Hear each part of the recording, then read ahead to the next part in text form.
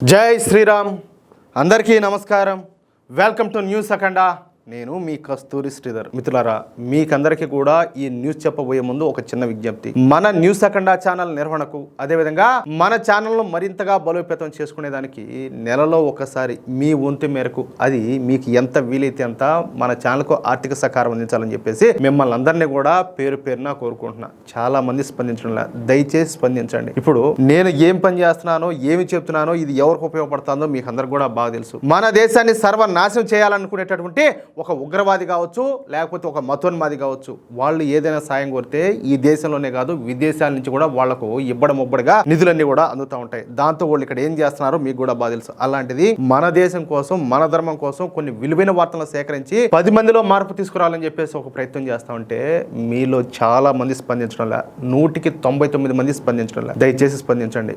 మీరు సహకారం అందిస్తే మన న్యూస్ అఖండ అనేది ఇంకా బలంగా తయారవుతుంది. నేను ఎలాంటి న్యూస్ చెప్తానో, ఏ విధంగా చెప్తానో మీకు అందరికి కూడా తెలుసు. ఈ ఛానల్ మూగపోకూడదంటే మీరు ఖచ్చితంగా ప్రతి ఒక్కరు కూడా మీ సహాయాన్ని అయితే అందించాలా. స్క్రీన్ మీద వచ్చేసి క్యూఆర్ కోడ్ ఉంటుంది, కింద వచ్చేసి గూగుల్ పే అలాగే పేటిఎం నెంబర్లు అన్ని కూడా ఉంటాయి. మీకు ఫోన్ పే నెంబర్ ఏదైనా కావాలంటే దయచేసి ఇక్కడ ఉన్న నెంబర్కే వాట్సాప్ లో ఒకసారి నాకు మెసేజ్ చేసినా లేకపోతే నాకు కాల్ చేసినా మీకు మరొక ఫోన్ పే నెంబర్ అయితే చెప్తా. దయచేసి మీరు మాత్రం బద్దకించొద్దు.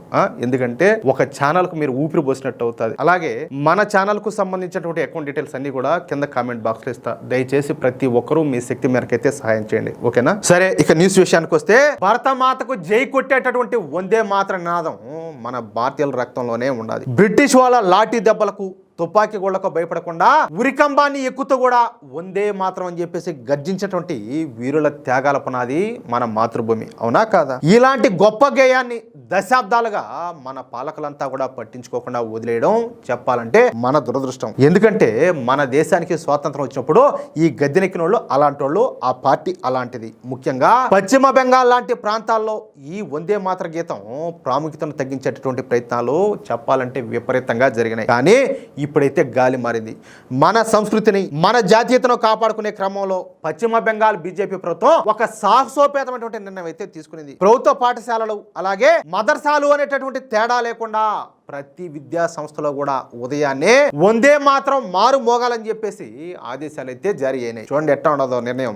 పవిత్రమైనటువంటి భారతావనిలో నివసిస్తున్న ప్రతి ఒక్కరు కూడా మన మాతృభూమిని కీర్తించాల్సిందేనని చెప్పేసి మన భారతీయ జనతా పార్టీ ప్రభుత్వం స్పష్టం చేసింది. ఈ నిర్ణయం అమలు కోసం 1600 మదర్సాలు ముందుకు రావడం చెప్పాలంటే శుభ పరిణామం. ఒకవేళ ముందుకు రాలేదనుకో చర్యలు అనేవి వేరే విధంగా ఉంటాయి. అదే వాళ్ళకి తెలియకేం కాదు. ఇకపోతే విద్యార్థులంతా కూడా భక్తి శ్రద్ధలతో వందే మాత్రం పాడుతూ ఉంటే ఆ దృశ్యాలు చూస్తూ ఉంటే ప్రతి హిందూ గుండె గర్వంతో ఉప్పొంగిపోతుంది. చిన్నతనం నుంచే మన పిల్లల్లో దేశభక్తిని, మన ధర్మం పట్ల గౌరవాన్ని పెంపొందించడానికి పశ్చిమ బెంగాల్ బీజేపీ ప్రభుత్వం తీసుకుంటున్న ఈ చర్య అయితే నిజంగానే అభినందనీయం. అయితే ఈ మంచి పనిని చూసి వారవలైనటువంటి ప్రతిపక్ష పార్టీలన్నీ కూడా పాత పద్ధతిలోనే, అంటే ఎప్పట్లాగానే అడ్డపుల్లలన్నీ కూడా వేస్తున్నాయి. ఎందుకంటే వీళ్లకు ఈ దేశం మీద భక్తి ఉండదు, లేకపోతే ఈ దేశంలో ఉన్నటువంటి మెజార్టీ ప్రెసిడెంట్ హిందువుల మీద అభిమానం ఉండదు. అంతే కదా? ఇది రాజ్యాంగ విరుద్ధమని, మత స్వేచ్ఛకు విఘాతం అని చెప్పేసి వీళ్ళంతా కూడా ఏకంగా కోర్టులకు ఎక్కుతున్నారు. ప్రజల దృష్టిని మళ్లించే ప్రయత్నాలు కూడా చేస్తున్నారు. అయితే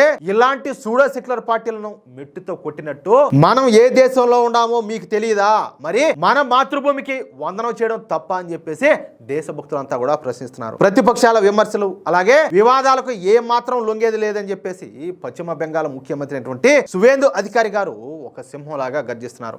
ఈ దేశంలో ఉండాలంటే జాతీయ గేయాన్ని గౌరవించాల్సిందేనని చెప్పేసి ఆయన ఎత్తి సూటిగా తేల్చి చెప్పినారు. మన మాతృభూమి గౌరవాన్ని, మన జాతీయ గీతాల గొప్పతనాన్ని కాపాడుకునే విషయంలో పశ్చిమ బెంగాల్ బీజేపీ ప్రభుత్వం తీసుకున్నటువంటి ఈ నిర్ణయం చెప్పాలంటే నిజంగా అభినందనీయం. చూసారా బీజేపీ ప్రభుత్వం వస్తే ఎట్లుంటుందో మార్పు అనేది. మిత్రులారా, ఈ వీడియో కనుక మీకు నచ్చినట్లయితే ఖచ్చితంగా ఈ వీడియో లైక్ చేసి మీ మిత్రులకు అలాగే మీరు ఉన్నటువంటి వాట్సాప్ గ్రూపులను తప్పనిసరిగా షేర్ చేయండి. అలాగే ఈ వీడియో పైన మీ యొక్క అమూల్యమైనటువంటి అభిప్రాయాలను ఖచ్చితంగా కామెంట్ రూపంలో తెలియజేయండి. ఇంకో విషయం ఏంటంటే, ఇంతవరకు మీరు గనక మన ఛానల్ను సబ్స్క్రైబ్ చేసుకున్నట్లయితే ప్రతి ఒక్కరు కూడా మన ఛానల్ను సబ్స్క్రైబ్ చేసుకోండి, సపోర్ట్ చేయండి ప్లీజ్.